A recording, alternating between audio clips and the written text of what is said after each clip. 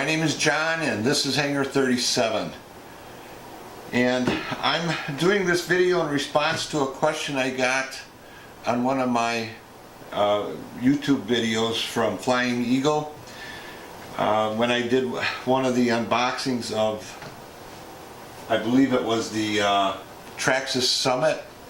He had asked if I could do a short video on how I store or shelve my cars and trucks. I'm really new at the hobby. I've only been in it about 3 or 4 months, but I've been busy. I've got about 17 vehicles already. And what I did is I went to St. Vincent de Paul and looked for some furniture with shelving that I could use for my storage racks. And I found this old oak TV media center. And this is from the old days. This thing's got to be about 20 years old when they came out with the maybe 36 or 40-inch screens with the big tubes and the wide backs. They weighed about 100 pounds. I took all the glass doors off, added shelving on it. I'll give you a little close-up on this. And it really turned out pretty nice. My wife said, "What are you going to do with that thing?" Sat in the garage for about a year or two. And I put it in my shop. I had some tools and that on it, and once I started getting my cars, I rearranged and set up the shelving on here. But you can see I can get 20 on here if I rearrange, take my quads off and put one more there, one more on the end. I can get 2 more on the top, and there's about 17 all the way around. So I can get 20 units, 20 vehicles on this. Now some of these are size 1/8. I've got this is a 1/8. These are 1/10. All of these are 1/10s, and the side ones are 1/12s. All the bottom ones are 1/10s. And you can see some pretty nice vehicles here. I've got the Bison, the V-Car Bison, and I've got the JLB Cheetah, and the Cheetah 211, I believe it's the 21102. Very fast cars, very durable. I've got the Hobby King Troopers. They're fast. They're not as durable as the other ones down on the bottom row. The Red Cats, they're kind of beginner hobby grade, but they're fun and cheap. So that's kind of where I started, was with the Red Cats. And this here one, the XBE, this is probably one of my favorites. It's the most durable. I really beat it up and pounded it, and I think it just looks cool. The design is fantastic on it. If this had a brushless motor in it, it'd be perfect. But even with the brush motor, I run a 4-cell in there. It's a monster machine. The only thing is, I can only run it a short period, otherwise I'll burn it up. And of course my Traxxas Summit, which is the jewel of my fleet. Love it. Almost $600 worth of love in it, but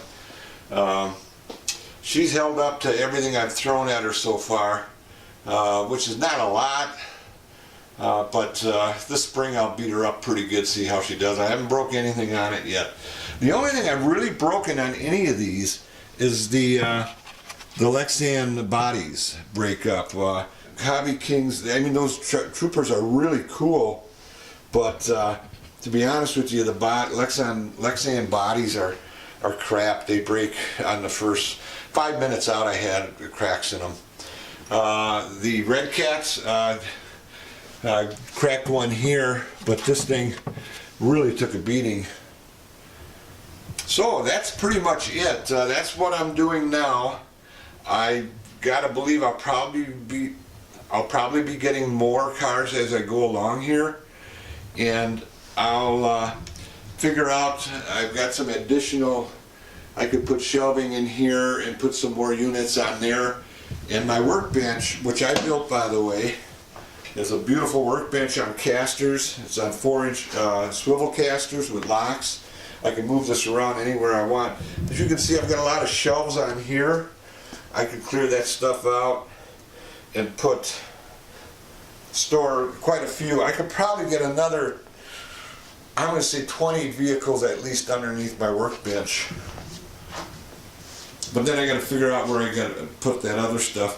One of the things I just want to point out is those are my ammo boxes for my LiPo batteries. You can see I've got my 1 and 2 S's, my 3 S's, and my 4 to 6 S's. And I've got over 100 batteries, and I get most of them in there. And then I've got some of them out here. I gotta get some more ammo boxes. Okay, one of the things you want to consider if you get into the hobby, whether it's RC planes or RC cars, if you're gonna deal with LiPo batteries, get the ammo cases. You can store them. I put them in.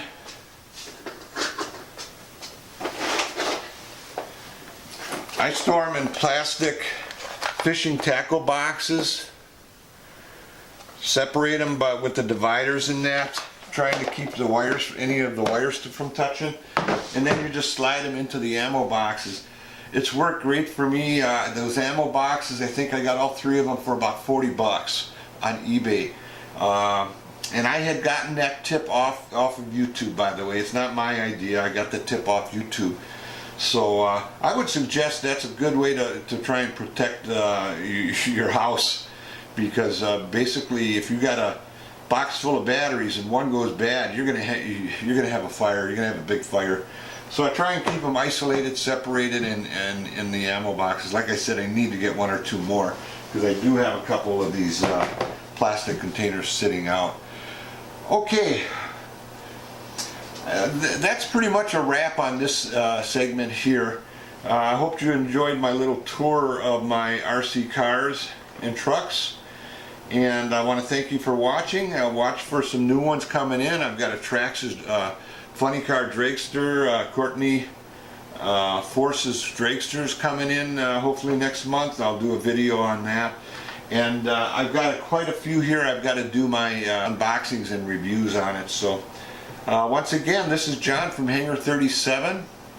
I want to thank you for watching, and I wish all you pilots and drivers out there a great day. I'll see you on the next video.